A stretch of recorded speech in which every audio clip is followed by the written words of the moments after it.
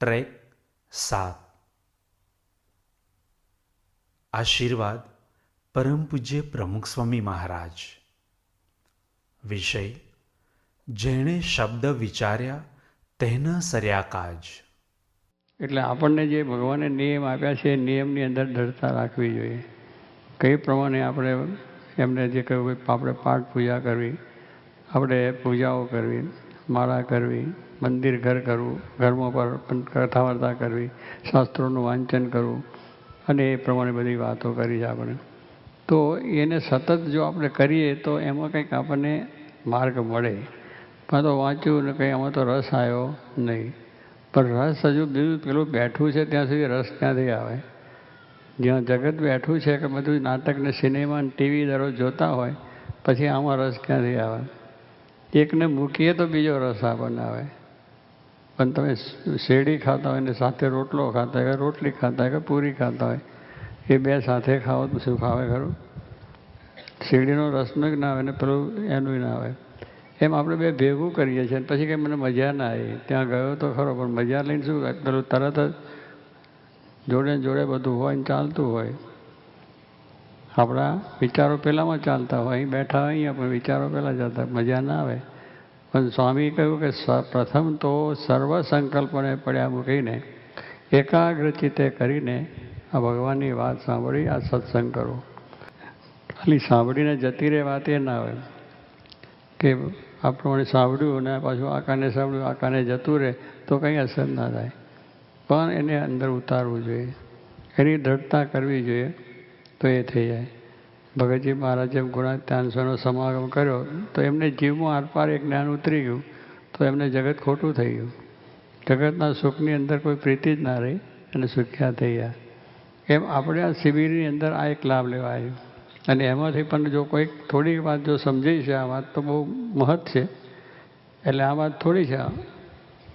આપણે બીજું અમૃત છે, અમૃતનું એક ટીપું પીવો ને તોય તમે અમર બની જાઓ, સુખ થાય.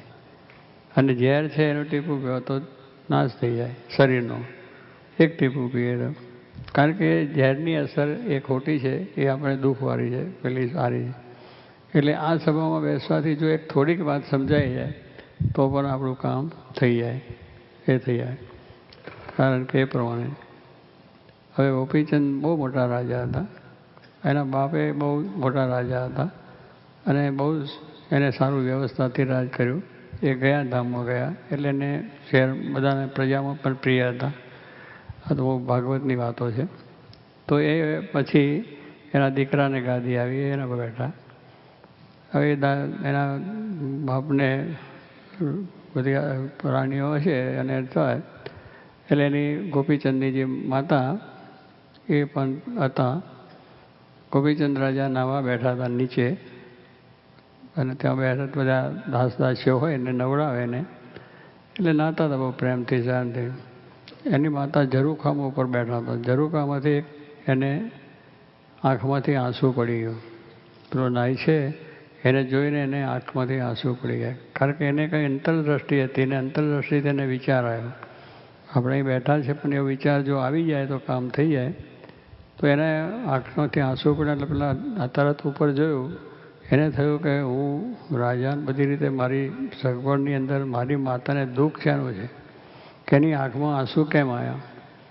નાહી ધોઈને કપડાં પહેરીને માતા પાસે જઈને પગે લાગીને કહ્યું કે તમને શું દુઃખ છે?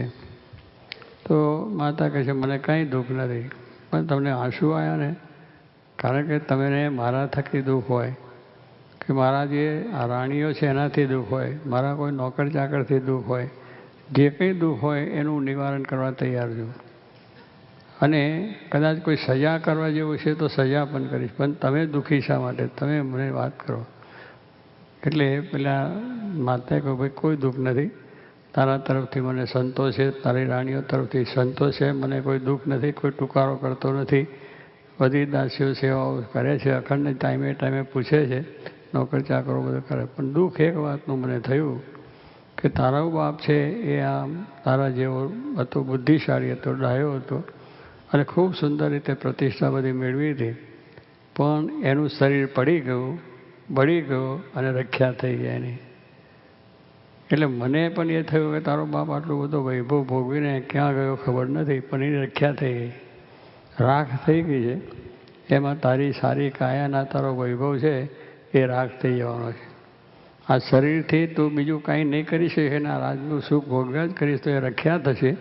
એમાંથી તને આત્માની શાંતિ કશું થશે નહીં, આત્મકલ્યાણની વાત નહીં થાય. માટે તું જો હું તને શબ્દ કહું છું કે તું કોઈ જા અને સારા સત્પુરુષને સરને જઈ એમનો આશરો લઈ અને એમનો સત્સંગ કરીને ભગવાનની ભક્તિ કરી, ભગવાનનું સ્વરૂપ ઓળખીને આત્મા પરમાત્માનું જ્ઞાન પ્રાપ્ત કર, તારા આત્માનું કલ્યાણ કરે છે. આટલો શબ્દ લાગી ગયો અને એક જ શબ્દ થયો કે આ તારા કલ્યાણ માટે આ વસ્તુ છે, બાકી આ રખ્યા થશે, આ બધું રખ્યા થવાનું. ત્યાંથી એને વૈરાગ થઈ ગયો, એક શબ્દ લાગી ગયો, શબ્દના માર્યા મરી ગયા અને શબ્દે છોડ્યા રાજ, જેને શબ્દ વિચાર્યા તેના સરિયા કાજ. શબ્દના માર્યા માણસો મરી જાય.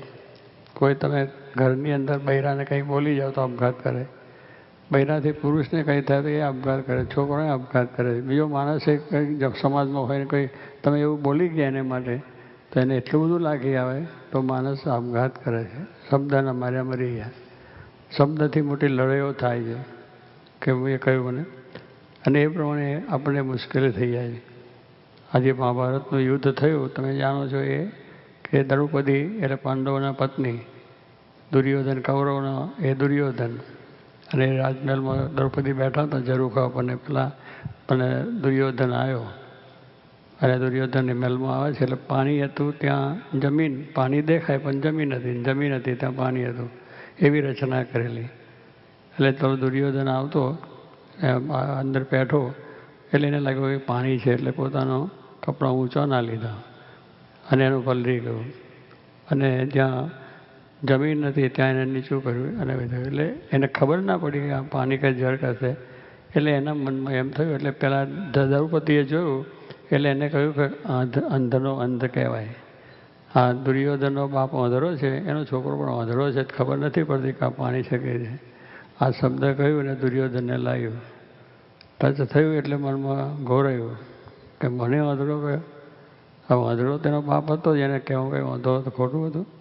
તમે કોઈ આંધળો જતો એને કહે એ આંધળા તું ખસ એમ કહો તો જરા દુઃખ લાગે, પણ કહે એ સુરદાસજી જરા આમ રહેશો, એને બહુ સારું લાગે.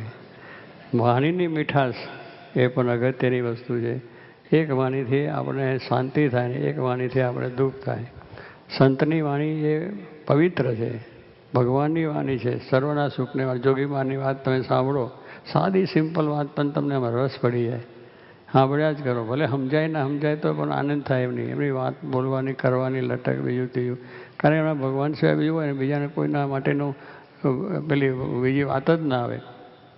ઘણો આવો છે ટીકડો છે, ભગવાનની વાત, મહિમાની વાત, મહિમાની વાત બોલતા જાય ને કહેતા જાય તો એ સાંભળવાની મન થઈ જાય. તો કહેવાનું શું છે કે એમ એ વાણી સારી હોય તો આપણે અસર શરીરમાં કરી જાય ને આપણું કામ થઈ જાય. તો એ દુર્યોધનને કહ્યું અને મહાભારતનું યુદ્ધ થયું. પછી રાજી ના આવ્યું, લડાઈ થઈ, એનો દ્રૌપદીને હેરાન પણ થવું પડ્યું. મુશ્કેલી એમાં આવી અને બધું જુગાર રમ્યા, જુગારમાં હારી ગયા, એમાં પત્ની મૂકી દીધી. યુધિષ્ઠિર રાજાએ છે આ તો જો તમે બધા જુગાર રમતા કેટલા માણસો આવું પણ કરે છે, પોતાની પત્ની પણ મૂકે છે લોકોને કે પોતાની પત્ની એને મૂકીને પહેલાંને એ રીતે આપે. આંધળા થઈ જાય છે આ બાબતની અંદર. એટલે આ જુગાર છે, દારૂ છે, વ્યસનો છે, ભયંકરમાં ભયંકર છે. આ સમાજનું પણ આજે વર્ગ્યું છે અહીંયા આગળ. એટલે આપણે જેને કામો શું છે ના, પણ આપણા માટે છે જ નહીં. દ્રઢતા થવી જોઈએ આપણને એક જ. આ શિબિરમાંથી આપણે જઈએ કે એક કોઈ દાડો આ મોડો આપણા હોય, બહુસાર આપણા મોડામાં ન હોય, આપણામાં કોઈ તમાકુ ન હોય, કંઈ જ કોઈ જાતનું વ્યસન ન. ભગવાને જે ખાવાનું આપ્યું છે એ જ ખાવાનું, એ જ આપણે ઓઢવાનું, પહેરવાનું, બેહવાનું છે. તો એમાંથી થઈ જાય તો કહેવાનું શું કે આવા શબ્દો જો એક લાગી જાય તો શું કે આપણી જિંદગી સંપૂર્ણ થઈ જાય. ભગવાનના ધામમાં એક જિંદગીથી આપણે પડી જઈએ તો નરકમાં જતા રહે. તો આ એક શબ્દ લાગવાથી મોટું મહાભારત થયું. એમ ગોપીચંદને પણ એક શબ્દ લાગી ગયો તો વૈરાગ લઈ લીધો અને ભગવાન પછીની વાત થઈ ગઈ. તો શબ્દના માર્યા મરી જાય છે, શબ્દે જોડ્યા રાજ છોડી દીધું એને અને ભગવાનનું કામ કરી લીધું. કેમ કહેવાનું શું છે કે આવી રીતે એક શબ્દ પણ જો આપણને સમજાઈ જાય તો આપણું કામ થઈ જાય છે, આત્માનું કલ્યાણ થઈ જાય છે, મોક્ષ થઈ જાય છે.